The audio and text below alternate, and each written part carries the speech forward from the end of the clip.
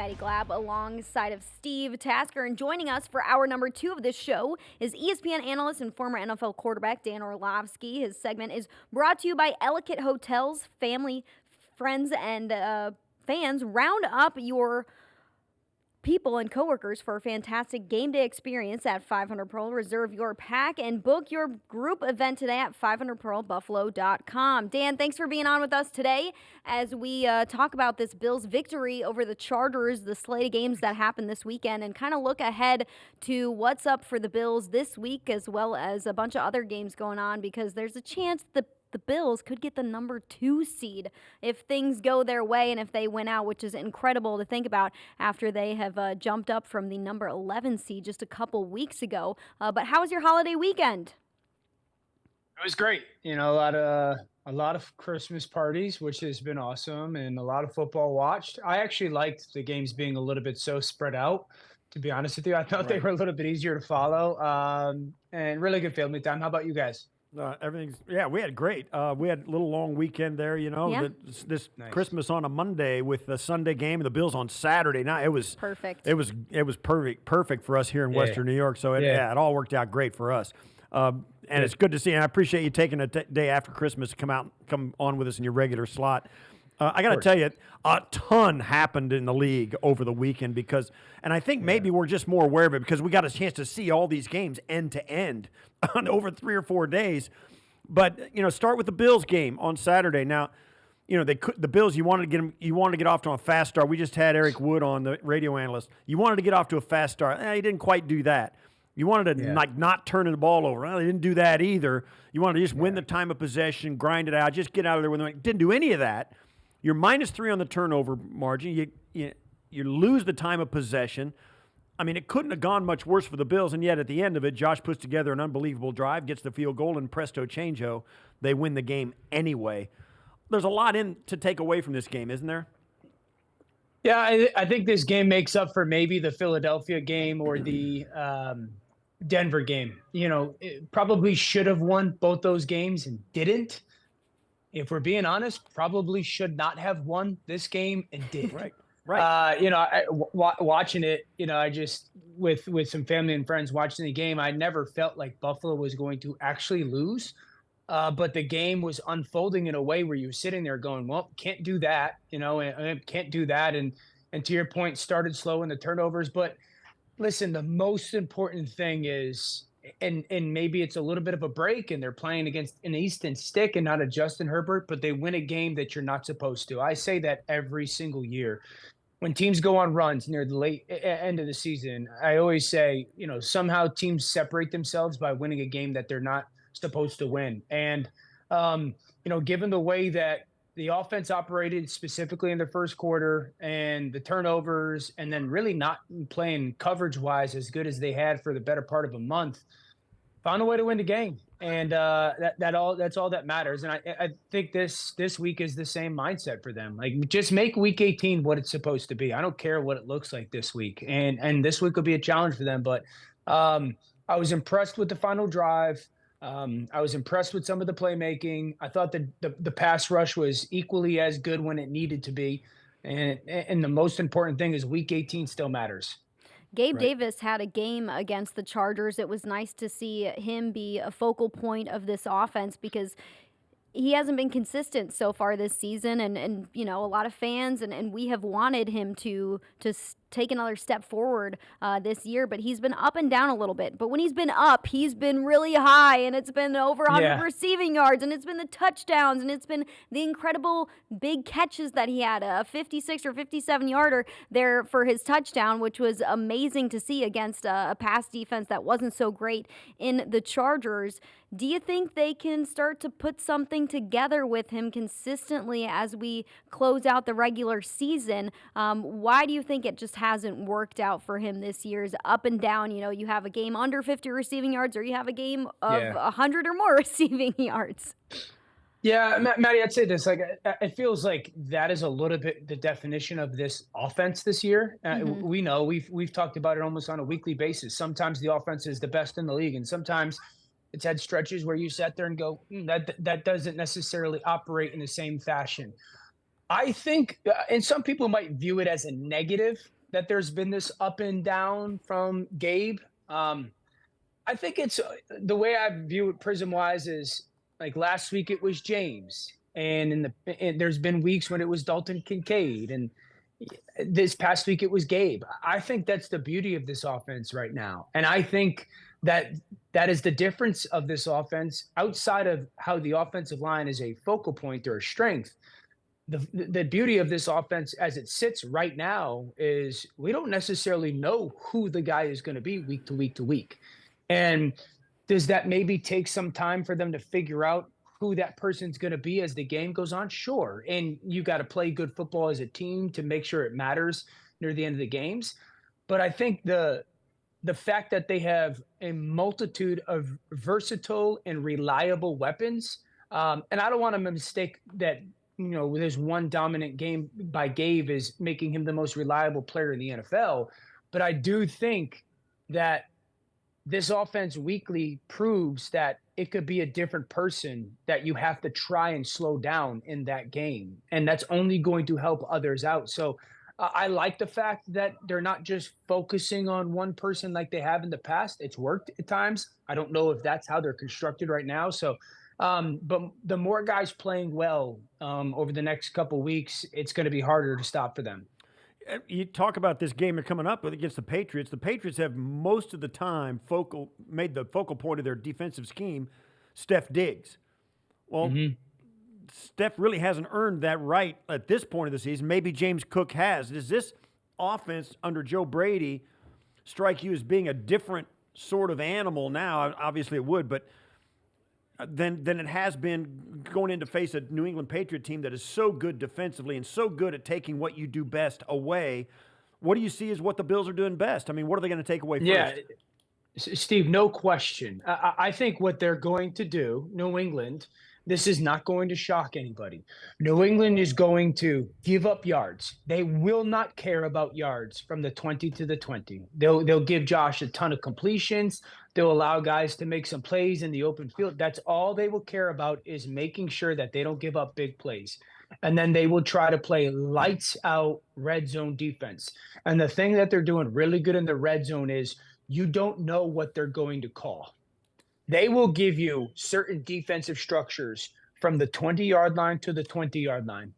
And then you'll line up in a very similar personnel or formation group that you just were in, and they will give you something completely different coverage-wise. They will double team 2 or 3 people. They will double spy Josh and his legs. So it is going to be huge this week that Josh and Joe kind of have 2 different mindsets and game plans. It's going to be paramount for that game plan and mindset 20 to 20. That's the middle of the field. That is just operation. We want to be very efficient. The ball's got to get out of our hands. We're not trying to force things. New England is not going to give you big plays. They're going to force you to be patient. You're going to have to be efficient on third downs. And then when you get into the red zone, Josh is going to have 2 or 3 moments where he picks and chooses the right time. It's time to go make a play, without giving the ball away in those moments, but you're going to have to go make the play. I think that's going to be paramount. And because Josh, it's not going to be needed in the middle of the field. I think efficiency will be needed in the middle of the field. Red zone, Josh will have to have 2 or 3 moments, and he's going to have to pick them at the right time to be good. And Steve, the last thing I'd say about the offense is this. So, in 2019, when LSU and Joe Brady was the play caller for that college football team, I called a couple of LSU games that year. I called the national championship. The thing that was great about that offense was they spread it around, man. And I think that's kind of starting to reveal itself a little bit in Buffalo. Yeah, I mean, you say that, and we talked about already a different guy every week who's kind of had, the tip of the hat. Hey, this is your game. Go out and be great. The Patriots, one of the best defenses in the red zone and on third down. Thankfully, Yep. Josh Allen leads the NFL in red zone touchdowns so far through this season. Is kind of way above all other quarterbacks, too, by quite a few touchdowns. When you look back at the slate of games that we had this weekend, what did you learn about the NFL this weekend as it applies to the Bills and their playoff chances. A lot of things went their way. You know, the Chiefs lost. You had the Browns win over the Texans. You had a few games that went Buffalo's way. Steelers also won earlier on. So things are continuing to look good here for the Bills. Yeah, I think it's specific to the AFC. I was very surprised by how Baltimore went to San Francisco and just absolutely hammered San Francisco. I think that, and everyone knows my thoughts on Josh. I think Lamar probably took control of the MVP, and it's probably his to lose over the next 2 weeks. Obviously, a massive game this weekend for them versus Miami. I think the only person who could probably go take it away from Lamar is Josh. And I think Josh will have to go get 45 touchdowns total to do it. And I think they have to win the AFC East to do it. So week 18 bodes for I've said this, almost a Heisman moment. But Baltimore, I think the thing that I was not surprised that Lamar had so many like above the X's and O's plays. That defense is one of the most sound tackling defenses in football. They don't give you plays. You got to go earn them versus Baltimore. And I think that was surprising versus the San Francisco offense. There's no question about it that Miami is going to be a very legit threat week 18. The thing that I was most impressed with their game in Dallas, number one, Mike McDaniel and the discipline of his play calling. He did not get pass happy. He stayed very committed to that. Two, both Bradley Chubb and Christian Wilkins are two of the very most impactful pass rushers in football right now, and they're playing outstanding. That secondary is at a very high level right now. So Miami, just the identity of the team has kind of shifted in the last 6 weeks, and I've been very impressed with that. And then in the NFC, I think the NFC is completely wide open. I do believe San Francisco is the best team in the NFC. And I think that Philadelphia and Dallas can get them. I also think Detroit can. And then Kansas City, I would say this. And I love Patrick. I think the world of Patrick. Two things. One, Patrick is playing the way I worried he would after week 1. At Kansas City, Detroit drops. And I said, the only thing that concerns me, and this was week 1, was if they continue, does he only think of Travis Kelce? That is happening. He is playing less because he only looks at Travis consistently. And the best person on the offense right now is Rashee Rice. That says everything. So you talk about this, you're right. Coming down to these last 3 weeks, a lot of stuff's going to be decided. And certainly after last night's performance, Lamar, was a unicorn in that game. I mean, he absolutely played lights out. And you look at, and I'm interested in your take, and you said it, Josh is probably the only guy standing that has a shot to take it away. And you look at, we did this earlier in the show. Josh Allen has 40 touchdowns. Lamar's got 24. Josh does have the 18 turnovers, but Lamar's got 13. They're both completing 66% of their passes. Josh has a hair more yards. Josh has a hair more completion percentage, a hair more yards, much bigger, much better quarterback rating. Lamar is accounting for 52% of their team's touchdowns, about half. Josh is 83% of the team's touchdowns. In the games that the Bills have lost, 4 of those, Josh has given the team the lead in the last 2 minutes, and they couldn't hold it. I get Lamar's, and I hate when you talk like this because it's like you don't think Lamar's a good player. Lamar is phenomenal.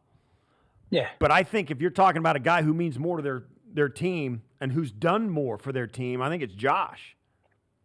Yeah, you know me. You ain't got to convince me much, Steve, on this one, man.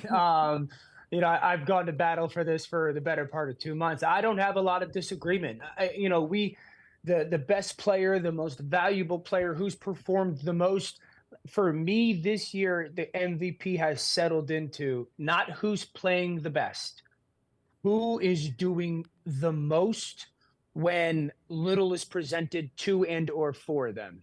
I think both Lamar and Josh are at the very forefront of that. Both of those guys have made more out of nothing than anybody else in football. And that's why I sit here and I say 1-2. Why would I put Lamar probably ahead right now, Steve? If I'm just being honest, I've looked at it this year like the Heisman. Lamar had a moment last night. Josh is going to get his moment. Week 18, he is going to have. I think Week 18 is going to come down to the division. So I think that he's going to have that moment. If they don't win the division, and Lamar and Baltimore are the 1 seed, I probably lean towards giving it Lamar just for in the totality of what the performance means and or represents. But you do not have to twist my arm. I would, in the least bit, be surprised if Josh Allen is the NFL MVP come the second week of January. Yeah, it'll be interesting to see how things shake out over the next 2 weeks. We're already kind of peaking at Week 18. We get to do that. The team and the players need to focus on Week 17 here. And as I talk about us already peaking at Week 18 and what this game could mean against the Dolphins, does Week 17 then become a trap game for this team in the Buffalo Bills? It can be. It shouldn't be with the leadership of McDermott and Josh and Steph and their offensive line and the defensive personnel. It should not be. Here's where New England right now is. Playing with a kind of a freedom and not I want to say a negative carelessness, but they aren't afraid right now. If you go back last week versus Pittsburgh, Bailey Zappi's 2 touchdown passes. He completely says, I'm just going to throw the ball to that guy. Probably not great decisions, great throws.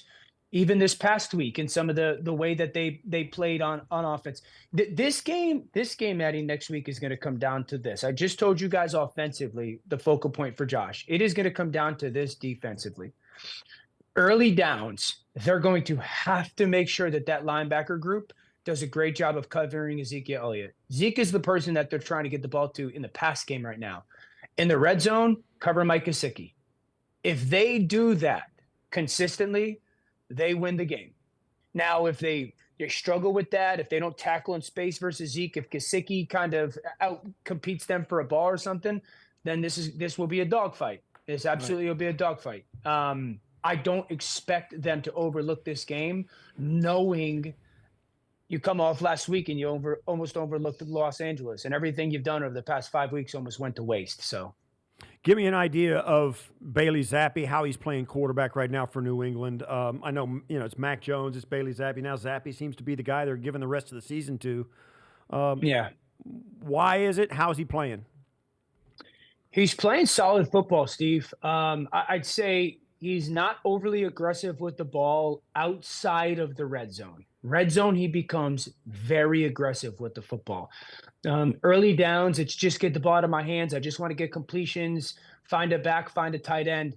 If he gets Devontae Parker or Pop Douglas one-on-one, more often than not, he's going to give those guys a chance. Pop Douglas is a slot receiver for them that's doing a good job. He's got a lot of trust in him.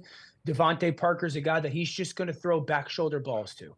That's all he wants to do. If he gets him in one-on-one, those corners on the perimeter, be ready for that back shoulder ball. And then in the red zone, he is very aggressive with the ball to Gesicki or Hunter Henry. He's very aggressive with the football to those guys. So those tight ends are going to be the focal point for Buffalo defensively, and they'll have their chance to get their hands on the ball if they focus on those 2 guys. Good to know. Thank you, Dan. Thanks, Dan. For joining us Merry today. Christmas. We appreciate you. Thanks, guys. Happy New Merry Year Christmas. as well.